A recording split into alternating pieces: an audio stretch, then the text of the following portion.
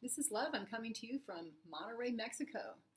Today is Love Brigade Day number 4, The Psychology of Parental Alienation. Part 1, The Journey of the Targeted Parent Towards Self-Love. Today I would like to take a 5,000 feet view on the topic of parental alienation from the perspective of the attachment traumas. To better understand this topic, I would like to recommend you read my 3 blog series about the dysfunctional dance between codependence and borderlines. Both the alienating and alienated parent have attachment traumas and carry deep shame. They hold core beliefs of being unlovable and bad, yet they cope with it in very different ways. For the purpose of this explanation, let's call John the targeted alienated parent to be, and Jane, his wife, the future alienator. Jane and John fell in love. John is attracted to Jane's strong sense of self and confidence. Jane likes John's kindness and the fact that he is so fond of her. He seems to really care. The relationship is rocky from the start, but both have not had too much luck in relationships in the past, and a better partner doesn't seem to be available, so they just settle for each other. The clock is ticking for Jane, and they decide to have children together. And as years pass, and the pressure increases between raising children and the stress of their jobs, their relationship becomes more and more miserable. Jane does not fully understand why, but John just seems to irritate her increasingly, and as a result, she's constantly criticizing John, and as a result, his self-confidence deteriorates. John keeps trying to make Jane happy, but he feels at a loss, as nothing really seems to please her, and Jane just keeps nagging at John. The arguments become more frequent.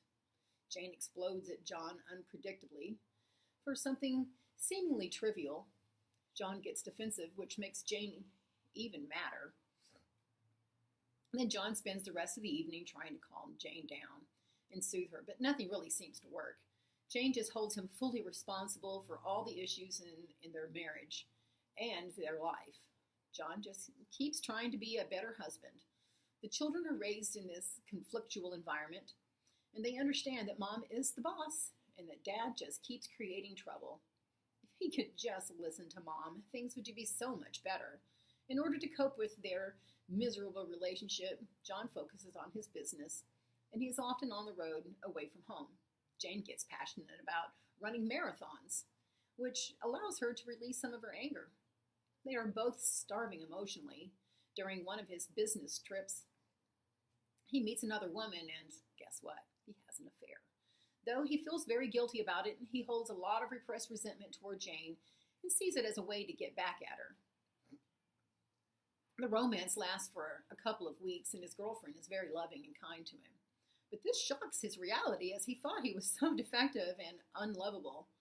He starts thinking this is not a way to live, that he has the right to be happy too. Maybe he is not as defective as he thought he was.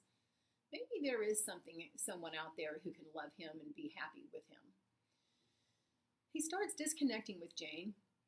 He has lost his interest in placating Jane when she starts her regular tirades. He just retreats to the bedroom, which even infuriates Jane even more. And during a heated argument, Jane gets so angry and tells him to get the fuck out. And he takes this opportunity to pack up and he sleeps at a hotel. He's so glad that she kicked him out so that he can still feel like a good person, that he did not abandon his family. He rationalizes that she made him do it.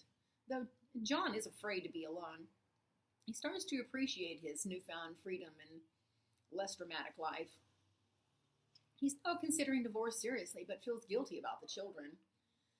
Then he realizes that he knows many people who were divorced, and it was in fact even better for the kids, as they were not constantly in the middle of conflict. He proceeds with the divorce, and when he thought his life was bad in his marriage, he's about to experience a completely new level of personal hell. The divorce is high conflict, and they lose most of their assets to lawyers during the divorce negotiations. Every new girlfriend he has becomes terrified with his ex-wife and feels it is best to select a partner with a more tranquil life. He ends up getting joint custody, but his kids become more and more distant and antagonistic with him, and within a year, they refuse to even spend any time with him. He loses many friends, too, that Jane has alienated against him. He sinks into a profound depression, feeling alone and unlovable. Jane knew he would collapse without her. She really tried so hard to make a man out of him, but he was just simply too broken. The children realize this about their dad, too, and this is why they refuse to spend any time with him anymore. Jane's priority is rightly the children, so she needs to protect them against her ex-husband, though the court said it was best for the children to keep seeing their dad. She's the mother. She knows what's best for the children and what's good for them, and it's her responsibility to keep them safe, no matter what. Sound familiar? From a psychological standpoint, Jane has a strong sense of self. However, she has a false sense of self. She is not introspective and is always convinced that she is right and knows better than John. She has no conscious awareness of her shame and deep sense of inadequacy, so she projects it onto John. She hates herself, but is not terrified at this feeling, so she projects it externally by nagging on John constantly. And when John leaves the marriage and does not beg his way back to her, it creates a narcissistic injury. She needs to show to the world that the marriage ended because John was bad, and she cannot admit anything wrong with her. She achieves this goal by alienating the children against John, which sends him into a depressive spiral. John struggles with self-love and shame too, but is more aware of it. He knows semi-consciously that there is something wrong with him. He does not know who he is, and this is why he is so attracted to Jane, that seems to be clear about what is right and what is wrong. Because he thinks he is bad, he welcomes subconsciously having his partner punishing and criticizing so often. He thinks he deserves it. He's actively working on himself during the marriage, as he thinks there is something wrong with him, so his awareness gradually increases. His growth stops making him a match to Jane, and he decides consciously that he wants to be happy, and he finds in himself a tiny, authentic self that is lovable. He decides to start a new life from this place, and the problem is that we are only 10% conscious mind and 90% unconscious mind. And this is what is reflected in his reality. At that point, the true test starts. John has lost his dysfunctional way to cope with his negative beliefs through an abusive partner. He now needs to face his shadows directly. His whole life now reflects his lack of self-worth, in particular with his own children who are despising him. He sees himself for the first time and is in absolute hell. He's at a crossroad. He can either become self-destructive because the mirror is too strong, or start a laborious journey towards self-love and building authentic self.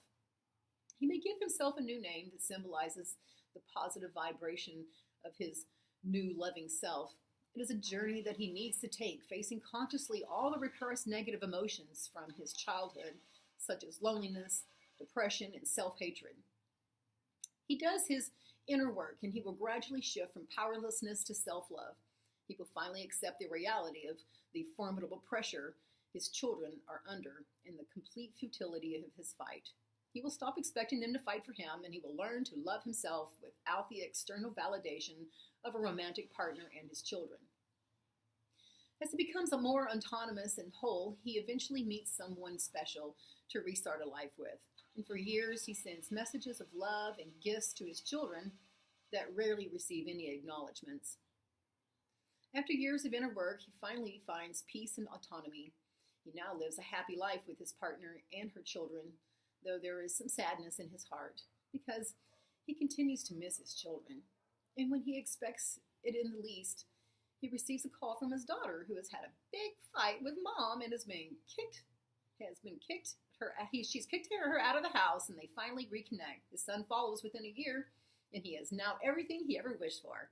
He realizes his ex-wife and his children were his main teachers in his journey towards self-love. Thank you very much.